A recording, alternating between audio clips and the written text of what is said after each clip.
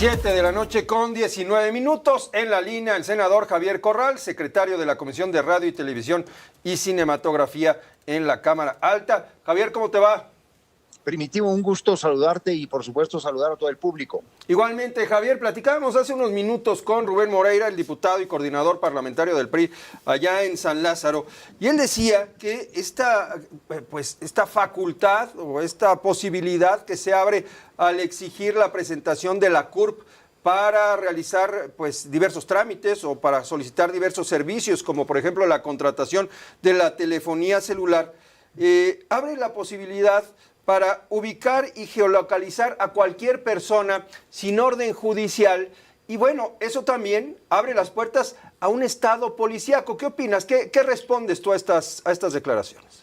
Es una revoltura de cosas lo que ha dicho Moreira, por lo que me estoy enterando, porque en la CURP, en la Ley de Telecomunicaciones, no se dice eso, ni tiene que ver con la CURP biométrica, que eso está en otra ley, en la Ley de Inteligencia. Debo decirte que lo único que se establece en la Ley de Telecomunicaciones y Radiodifusión, en un transitorio, es la obligación que tendrán los operadores de telecomunicaciones de solicitar a quien compra un chip para poder operar un dispositivo móvil telefónico una identificación para asegurarnos que todas las líneas telefónicas, Primitivo, estén asociadas a una persona.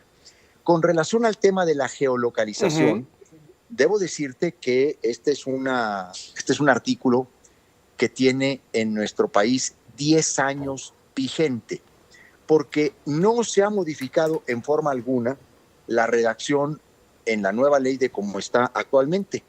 O sea, la geolocalización tiene 10 años de vigencia en México, ha servido como un instrumento muy importante en la colaboración con la justicia y la seguridad pública, porque se trata de una norma que permite a una autoridad competente solicitar a un operador de telecomunicaciones la ubicación geográfica en tiempo real de un dispositivo móvil. Y esta disposición está condicionada a que se realice en términos de las leyes aplicables. Y una de las leyes aplicables, pues, ni más ni menos, es el Código Nacional de Procedimientos Penales, que en el artículo 303 obliga a que una vez que la autoridad solicita al operador una búsqueda por geolocalización en tiempo real, tiene que ratificar esa solicitud ante un juez de control para su autorización por lo menos 48 horas después, a lo más 48 horas después. Y en ese sentido, no es tal que no tenga un control judicial. Lo tiene, pero lo tiene 48 horas después. ¿Por qué? Porque imagínate que en tratándose de un secuestro, de una desaparición, mandemos a ese trámite burocrático, ¿no? A ver si el juez está en ese momento, y entonces dificultaríamos o pondríamos en riesgo pues no solamente la libertad, sino en ocasiones la vida de una persona. Este mecanismo, además, fue sancionado por la Suprema Corte de Justicia de la Nación. Entonces, allá en el 2014, como ahora, algunas voces expresaron su preocupación por la geolocalización, pero mucho más por el tema del almacenamiento de datos. Claro. Y entonces fueron a la Corte y en un procedimiento de amparo indirecto, convalidando y validando la constitucionalidad de ambas disposiciones. ¿Por qué? Porque lo contextualizó en un marco de la seguridad pública, de la persecución de delitos de alto impacto.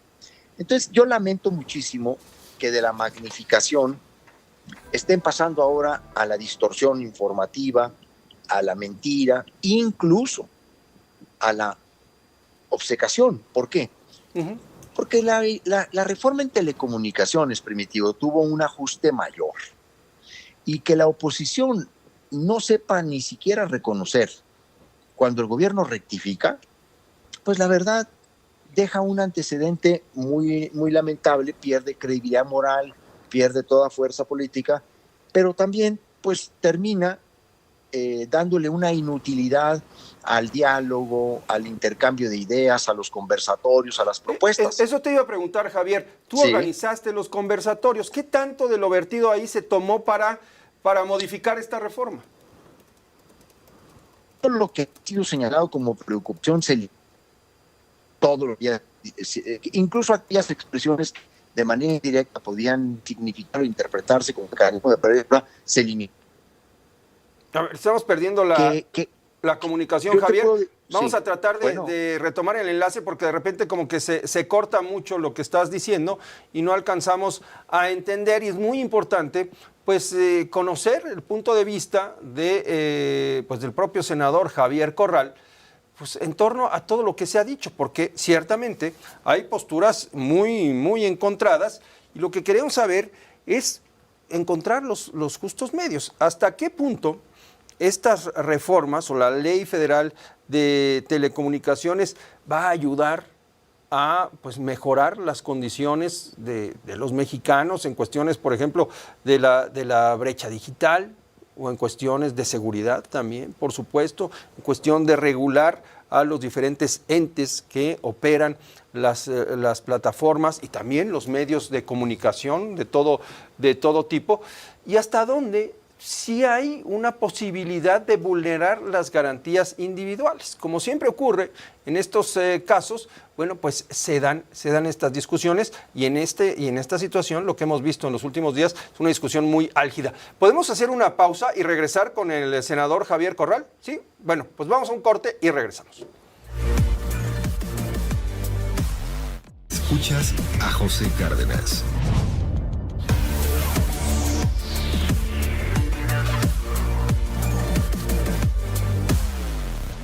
Siete con 30 minutos, retomamos la comunicación con el senador Javier Corral, secretario de la Comisión de Radio y Televisión y Cinematografía. Javier, nos platicabas el efecto o las aportaciones que se dieron en los conversatorios que tú organizaste para modificar la propuesta que se había enviado originalmente.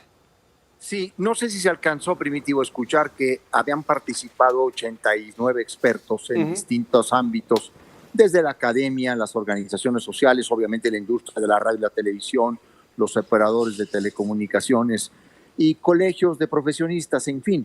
De esas propuestas yo creo que se recogió entre un 70-80%, particularmente porque varios de los ponentes coincidían en el rediseño del órgano regulador, o más bien, en el rediseño que habían tenido las atribuciones de la anterior IFT en la nueva Agencia de Transformación Digital. Sí. Había una concentración en esa agencia que terminaba colocando una actividad estratégica en todos los sentidos, pues en un modelo unipersonal, vamos a decirlo de esa manera.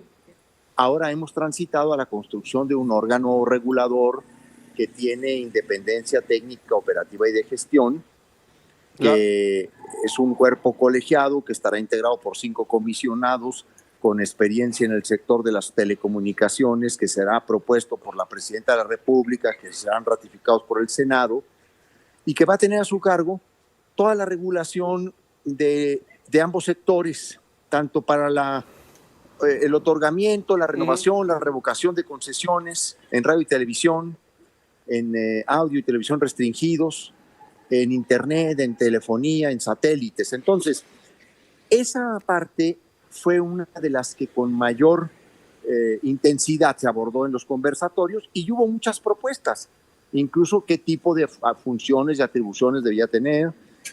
Había quienes decían que por ningún motivo debía tener funciones de competencia. Además, así lo dice la Constitución en la reforma de diciembre pasado, eso se lo da a la Agencia Antimonopolios. Entonces, hubo una escucha, y ahí es donde yo insisto, es muy lamentable que, habiendo generado un diálogo amplio, plural, democrático, hoy ni siquiera eso se reconozca, porque pues hay una actitud de descalificarlo todo. Javier, quienes critican la creación de la Comisión Reguladora de Telecomunicaciones, pues dicen que la presidenta pues llevará a mano o el encargado, la presidenta en este caso, pero quien sea presidente de la República, tendrá la posibilidad de nombrar a los integrantes de este cuerpo colegiado. Entonces señalan que es una autonomía simulada. ¿Qué respondes? A ver, en primer lugar, efectivamente la presidenta los va a proponer, ella los va a nombrar y el Senado los ratificará. Ese es el diseño mediante la figura de órgano desconcentrado que hoy es posible, porque, como tú sabes, se eliminó las autonomías en materia de telecomunicaciones, de competencia económica. Por supuesto que yo hubiera preferido, y así fue mi postura en el Senado el año pasado, que permanecieran las autonomías. Pero en este modelo, ese es el que va a prevalecer. Sin embargo, yo soy testigo de que quien más insistió en que se eligiera efectivamente un órgano colegiado con autonomía técnica, operativa y de gestión fue la propia presidenta, porque Correcto. ella dice y dijo, y así también lo plasmamos en el dictamen, que se tenía que privilegiar los criterios técnicos. Siempre, Primitivo, en muchas de las decisiones que el Estado toma, en el tramo final de la decisión, siempre hay discrecionalidad política. Lo que tenemos que generar o acotar lo más posible esa discrecionalidad. El que sea un órgano colegiado, el que tenga que deliberar de manera pública, en el que se puedan conocer sus decisiones, sus votaciones, hace que efectivamente el desempeño sea técnico y no político. Y bueno, aquí lo que yo podría decir es que México en este tema, se ha optado por el modelo COFETEL que teníamos cuando existía la Comisión de Comunicaciones y Transporte, la Comisión Federal de Telecomunicaciones, y que estaba adscrita a la Secretaría de Comunicaciones y Transportes, dependiente del Ejecutivo. Oye, Javier, esta pregunta también es insistente porque mucha gente nos hace este cuestionamiento. ¿Por qué es necesaria la presentación de la CUR? ¿Por qué se hace indispensable? No, en el dictamen de telecomunicaciones no es obligatorio la presentación de la CUR. Aquí, en el transitorio, tú puedes identificarte para comprar un chip telefónico con una documentación oficial, con una identidad oficial, identificación oficial. Puede ser una licencia a manejar, puede ser una credencial para votar, lector, un o puede ser, pasaporte. exactamente, ahí no, o un pasaporte. Ahí no se obliga a presentar la CUR. Correcto. Javier, ¿queda garantizada la libertad de expresión? Muchos hablan de censura, de discrecionalidad a la hora de tomar las decisiones a través de la propia Comisión Reguladora de Telecomunicaciones. ¿Cómo se van a ponderar todas las decisiones que se puedan tomar? Yo te puedo asegurar que en la nueva ley no hay una taxativa o un límite o una restricción que no esté considerada en la Constitución. Porque hay que decirlo con toda claridad. En la Constitución se establecen los derechos y las libertades en materia de expresión, información y derecho a la información. Y también ahí se establecen los límites. Esos son los únicos que puede reproducir la legislación. Y ir más allá de lo establecido por la Constitución la haría de suyo inconstitucional y por lo tanto inútil. No hay una sola expresión, además, que pueda constituir un mecanismo de previa censura. En todo caso, lo que está ahí planteado son sanciones ulteriores, particularmente en el caso de la suspensión precautoria de transmisiones que violenten los derechos de las audiencias. Y digo precautoria porque se tiene que establecer un procedimiento, incluso antes de establecer el procedimiento de carácter administrativo, la ley señala un previo apercibimiento, que no es otra cosa más que llamar la atención del concesionario sobre cierto contenido de cierta emisión, de cierto programa o segmento de programa que esté violando los derechos de las audiencias para que se corrija. Y si se corrige, pues simplemente no hay procedimiento. Entonces, no hay mecanismos de previa censura. Obviamente se eliminaron el 201, el 202, el polémico 109 de la suspensión de señales, porque ahí decía, de las plataformas digitales. Pues yo te aseguro que en el marco de derechos y libertades que establece la Constitución, así como de sus límites, la ley es un fiel reflejo.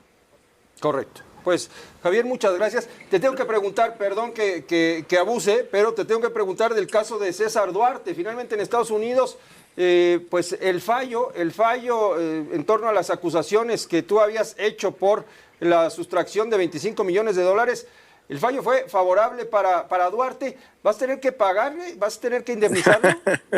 Estamos ante un mentiroso, es un cínico, A ver. Que ahora se pasea por Chihuahua y hasta anda en las pistas de baile y en los bares de Chihuahua, no otra cosa más que ostentando la protección y la impunidad que le brinda César Duarte. Mira, estamos ante un mitómano, hay que recordarlo. Hay que recordar este personaje que tiene 21 órdenes de aprehensión. A ver, 21 órdenes de aprehensión. Ha sido el político, yo creo que en la historia de México, que ha acumulado más órdenes de aprehensión por delitos de peculado. No es cierto que fue absuelto, no es cierto, Primitivo, que lo absolvieron. No lo exoneraron porque no era ningún juicio penal, ni siquiera era de autoridades financieras. Esta fue una demanda de carácter civil que promovió la Fiscalía General del Estado, menos yo como persona, ¿verdad? O sea, esto fue una acción institucional. Se contrató un despacho de Texas, de Houston, que tiene experiencia en la recuperación de activos, sobre todo aquellos que se han conseguido o comprado en Estados Unidos con recursos de procedencia ilícita o que son fruto del peculado, del robo público. Bueno, este despacho se le consiguió porque ya había tenido experiencia en el caso de Veracruz, del otro corrupto Duarte de Veracruz. Bueno, debo decir que nosotros dejamos encaminados. De hecho, se hizo un contrato, nunca se le pagó un solo dólar o peso a este despacho porque las condiciones quedaron de que ellos se llevarían una proporción de los bienes que se recuperaran por los actos ilícitos o los actos indebidos. Pero María Eugenia Campos, que lo protege, que lo liberó, que le está regresando sus bienes, que le está dando oportunidad en medios de comunicación porque le maneja campañas muy favorables de protección, cruzó los brazos, o más bien los bajó, como se dice, ¿no? Brazos caídos. Sí. Y nunca colaboraron con el despacho de Estados Unidos. Ellos les estuvieron alrededor de 4 años pidiendo información, pidiendo evidencias y documentos que ellos ya habían visto. Pero como María Eugenia Campos está muy comprometida con Duarte, pues fue parte de la nómina secreta de él, abandonó el caso. No es cierto entonces que se le absolvió o se le exoneró. No ha negado Estados Unidos la existencia de las 50 propiedades. Bueno, es que debo contarte que originalmente nosotros habíamos identificado 12 propiedades de César Duarte en Estados Unidos, algunas en Arizona y otras en Texas. Este despacho, que tiene una infraestructura impresionante en términos de investigación y sistemas de inteligencia, ubicó 50 propiedades de César Duarte. Y obviamente era muy importante recuperarle al pueblo de Chihuahua pues estos recursos, porque todo eso se compró con el dinero que se robó. Pero abandonaron el caso. Y entonces han hecho toda una manipulación y una distorsión, pues porque sigue maiciando a muchos, tiene mucho dinero, sigue aceitando la red corrupta y corruptora en Chihuahua, Primitivo. Muy bien, entonces es falso que haya sido exonerado y todavía más falso que tengas que pagarle millones de dólares. Y todavía más falso que yo haya presentado la denuncia en su contra. Pues porque la ¿Fue un verdad asunto institucional entonces? Pues sí, claro, fue la Fiscalía, claro. Y hay un contrato firmado por el fiscal general del Estado con este despacho. Muy bien, pues te agradezco mucho, senador, que nos tomes la llamada. Un abrazo, Javier. Oye, Primitivo, gracias por el espacio, por la oportunidad de este intercambio que hemos tenido hoy. Gracias, buenas noches. El senador Buenas Javier noches, Corral. Vamos a hacer una pausa, volvemos. El compromiso con la verdad continúa. José Cárdenas informa.